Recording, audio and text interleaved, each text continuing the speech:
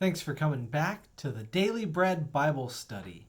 We're looking at day number 20, Monday, January 20th, 2020, looking at Exodus chapters 14 through 16. So we observe the 10th and final plague and God releasing, or Pharaoh releasing the Israelites from slavery in Egypt because of the power of God's mighty hand. And we will see the final battle, the final conflict between Pharaoh and the Israelites, and then we will see what life is like past the Egyptians once they are gone from Egypt. So let's pick it up with chapter 14, and we'll see a couple things here. We'll see that yet the beginning and continuing of complaining by Israel to Moses about what's happening because they're scared and nervous about all these new things that are happening, and the transition is just difficult for them. We'll see that God protects them with walls of pillars of fire and the clouds as well too. That Moses will separate the waters and Pharaoh's chariots will come after them, and the waters will overtake the riders. And as the Israelites walk on dry ground, the Red Sea then will become what swallows up Pharaoh's armies as well. So, brief overview of chapter 14.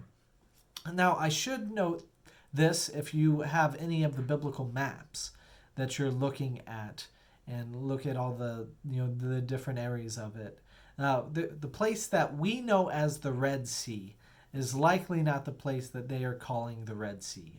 We would probably call it the Sea of Reeds or the Reed Sea, and this is just still in Egypt. It is north and a little bit west of the city of Ramses, where they were led as people. So, was it Pihahiroth? Was that the place? But anyways, I don't have that detail here, but in verse 3, we see that Pharaoh thought that they were wandering aimlessly. So I noted this because this is the prompt that Pharaoh changes his heart again and hardens his heart. We see that Pharaoh's, both his heart and his mind are transformed in this. So much so to the tune of 600 chariots. And then as it says, all the other chariots of Egypt with officers. So it sounds like Pharaoh said, well, they're not too far away. Whole army, go out and get them. So this is setting up to be an impossible occurrence for the Israelites to escape from. But we will see how things go. So in verse 9, we see that the Egyptians catch up to the Israelites. And then the Israelites become afraid and they complain to God. This is the first time that we have in verse 12, but it will not be the last time. And they keep on harking on the phrase, "We would have been better in Egypt." This line comes up several times, as we'll see that they do get away and they make it to the wilderness. And they will continue to harp on this point. We would have been better in Egypt. Did you bring us out in here in the wilderness for us to die? We would have been better off in Egypt. As slaves, really? Would they have been? Well, Moses reassures them, and then in verse 16, we see they are trapped by the Reed Sea, the Red Sea, and the army of Pharaoh is right back there with all the 600 chariots and all the other chariots and officers on them. Now, the pillar of cloud that God has protects them and stands in the way of the Egyptians. And so God is protecting them as God has told Moses the plan for parting of the Red Sea. So in verse 21, Moses lifts up his hands with the staff in his hand, and God uses a strong east wind to blow against the waters and divide them too, so that way it creates dry land in the middle of this Reed Sea.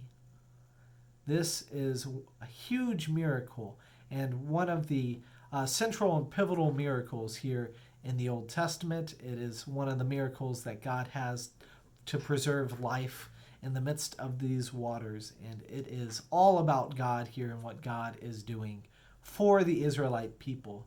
They are not able to face the competence of the most most technologically advanced empire in the Egyptians of their day and time. They're just those nomadic people, as I said a while ago. I believe 2 days ago, that they are the nomadic people who don't have much technology, don't have writing, just have a spoken language, but yet they have the audacity to try and be able to overcome the Egyptians. And I think it's the Egyptians' hubris and lack of revering God, which ultimately is their downfall. So that pillar, the Egyptians crossed the sea on dry ground, and the waters forming a wall to the right and to their left, as Exodus 14:22 says. And then in verse 24, we see the pillar of fire and cloud from the Lord caused the Egyptians to be confused in the middle of the sea. The chariot's wheels get clogged and stuck in the mud, and the Egyptians become afraid because now they finally realize that the Lord is fighting against them. Before they can escape, Moses pulls down his hands. The sea comes back to its normal depth, and the waters cover the Egyptians so that none remain. And then verse 30 is the summary in which of what God did. God saved Israel on that day. As it says, "Thus the Lord saved Israel that day from the Egyptians, and Israel saw the Egyptians dead on the seashore." The Israelites saw, and they feared God and his servant Moses. And then chapter 15 is the celebration of that. It's the song, it's the dance, it's the jubilee that comes with finally being free and God giving them the Exodus. We have the song of Moses shouting that the Lord is his name, that God has overthrown them in the sea, and Moses goes on to recount in poetry the event that has just happened, asking who is like God. And he has guided his people. The nations shall around him shall know, including Edom, which descendants of Esau will know that Jacob's descendants have been saved. This is all preparing and in preparation, looking forward to the coming into the promised land. And then we have Miriam dance. Now, it should be noted that Miriam is a sister of Aaron and Moses. She's called Aaron's sister here, but she is one of those three children of Amram, who is the father of Moses and Aaron, and Miriam as well, as told in 1 Chronicles 6:3. So let's look back at Exodus 15 and see that Miriam, in verse 20, "Then the prophet Miriam, Aaron's sister, took a tambourine in her hand, and all the women went out after her with tambourines and dancing. And Miriam sang to them, 'Sing to the Lord, for he has triumphed gloriously. Horse and rider he has thrown into the sea.'" A short and simple song, but giving thanks for what God has just done. This moment of beauty, this moment of joy, this moment of the high of escaping with their hearts pounding and getting away from the slaves, the ones who have enslaved them in the Egyptians. They are now free. But what do you do next? Next, you go into the wilderness and try and make your way to the promised land. And as God told Moses that coming up, you're going to gain the promised land little by little. It's not going to be all one big takeover and you're just immediately going to have it. But you're going to gain the promised land little by little. So that means that it's going to take a while. God has no quick plans for bringing about this, but God will in fact use this wandering in the wilderness to be able to prepare his people to come into the land. So, what things do they need to be prepared for? How do they need to prepare? Well, part of it is that they have forgotten what it's like to be free. This is the experience of people who have been enslaved, and they really aren't familiar with helpful structures or having the capacity to work, towards those helpful structures. At this moment in time, they've got no stable food supply. They've got no stable water supply. They are acquiring property and having, their animals are able to have that. So they do have, some food, but nothing extreme. They want to keep the animals for, milk or to sustain, other things. But they're acquiring property and need to learn how to manage it and not just live for day-to-day means. There's also the question of how do we mediate disagreements, and they're going to need some rules and boundaries to be made clear. We'll see that starting in Exodus 20, a lot of rules, a lot of boundaries, and a form of a worship that will help guide them in what's right and what's wrong. They need God to be with them, most importantly, because blessings flow from obeying God, but they also need to learn what God has to say. And through that, they will learn how to be dependent upon, all of this will be dependent upon their willingness to follow God's ways and the instructions that God gives through his servant Moses especially. So we go into the wilderness just 3 days. They're getting thirsty, and they're thinking, maybe we don't have long-term plans. This water is bitter, and it's not good to drink. And so they named the place Mara, which, comes from the word bitter. Now, if you're thinking about that word Mara, and you're familiar with the story of Ruth, which is one of the other books of the Old Testament, her mother-in-law Naomi, after she loses her 2 sons, she wants to change her name to bitter. As it says in Ruth 1:20, then Naomi said to them, "Call me no longer Naomi, call me Mara, for the Almighty has been dealt bitterly with me." And so she has become bitter. It's a transformation of her character, and in some sense, this is a transformation point as well too for the Israelites people. That Moses there at the tree is able to make the waters turn sweet, which goes from what I think this is a metaphor for what will happen for the future, as we will see these Israelite people going from the bitter, harsh slavery that they had in Egypt and being able to receive the land flowing with milk and honey, very sweet, very joyful there in the promised land. So I think we as Christians can reflect upon one of our key rites that we have, which is baptism. For us Lutheran Christians, it's one of our 2 sacraments, and we talk about the ways in which that it transforms us, it renews us, the regeneration, as it says in 1 Titus, of ourselves, and it's a very life-giving transformation as we are brought to our real existence through our connections with God. So let's move on to chapter 16. And then we see that they are wandering from Edom and Sinai to the wilderness of Sin. And after they receive the water, they're still wandering, still unhappy, and they grumble again, saying, "We would have liked to be by the flesh pots of Egypt." And they distrust Moses. Now, Moses reminds them that they are not grumbling against him, but they are in fact grumbling against the Lord. And they are, calling out the Lord, "Why did you ever free us from being slaves in Egypt?"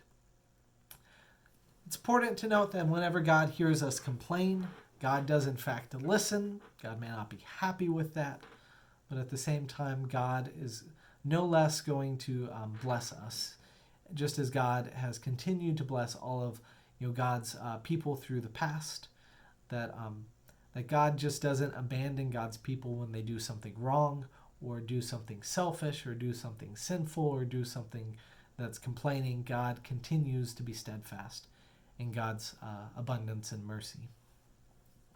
So we see the blessing of manna in the wilderness, and that this manna, it comes from the word which we translate as, what is it? It's manna, which means, what is it?